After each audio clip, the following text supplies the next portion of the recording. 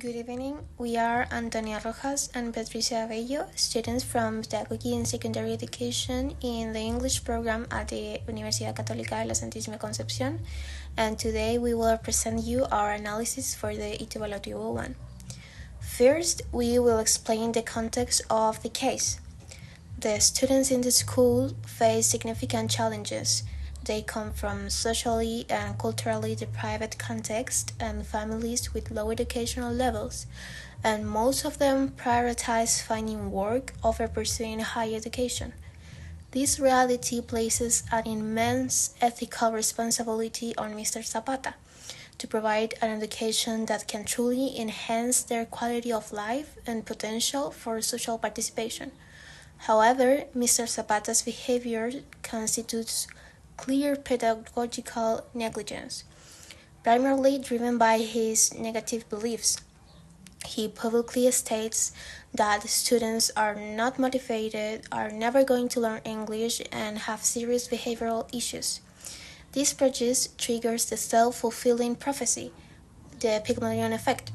By having low expectations, he actively lowers the cognitive demands of the content, which in turn guarantees the expected low students' performance. His role is not one of a facilitator, but a barrier to the student's human development.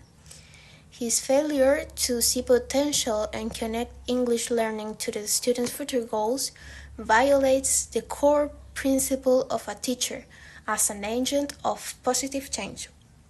Mr. Zapata's classroom activities are structurally negligent and actively worsen the student situation by diminishing their confidence and skill set. His focus on teaching simple vocabulary and grammatical structures by having students translate isolated sentences or short paragraphs using dictionaries or translators is pedagogically wrong. This completely undermines the communication language teaching, the CLT approach, which demands language used for meaningful interactions.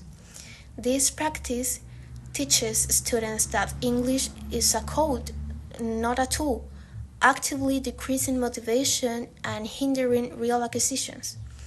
He deliberately avoids developing productive and receptive skills like writing and listening. Furthermore, his refusal to address social cultural aspects, claiming that the students don't even know what's going on in their country, is an act of curricular exclusion. This practice prevents students from utilizing English as a resource of social critique or participation, as required by the curriculum, thus limiting their capacity for critical consciousness. The final point of negligence is his assessment design. While he incorporates challenging items like listening comprehension and oral presentations, he translates everything in class, ensuring students never develop those assessed skills. This lack of constructive alignment makes the evaluation unethical, guaranteeing failure and actively destroying the students' self esteem, confirming his negative bias rather than supporting their development. To reverse this situation, the teacher must implement fundamental, theoretically sound solutions. Mr. Zapata must adopt a growth mindset and principles from the pedagogy of hope. This shifts his role from a content guard to a facilitator who believes in every student's capacity to learn, promoting their dignity and human development. He must use COT and differentiated instruction. Given the large class size, he should implement task-based learning and scaffolding techniques to provide comprehensible input within the student's zone of proximal development. Tasks should be vocationally relevant, like reading technical manuals or practicing job interviews to directly support their future quality of life. By integrating critical pedagogy, the curriculum must discuss local or national social issues in English. This promotes social participation by giving students the linguistic tools to articulate their own realities and engage critical within the world. Assessment must use constructive alignment if he evaluates speaking and writing, Class time must be dedicated to intensive structured practice of those skills. Formative assessment should be used as a diagnostic tool, not a punitive measure, to ensure the assessment process itself supports student learning. In summary, overcoming this challenge requires Mrs. Zapata to move beyond negligence and commit ethically to students' human development.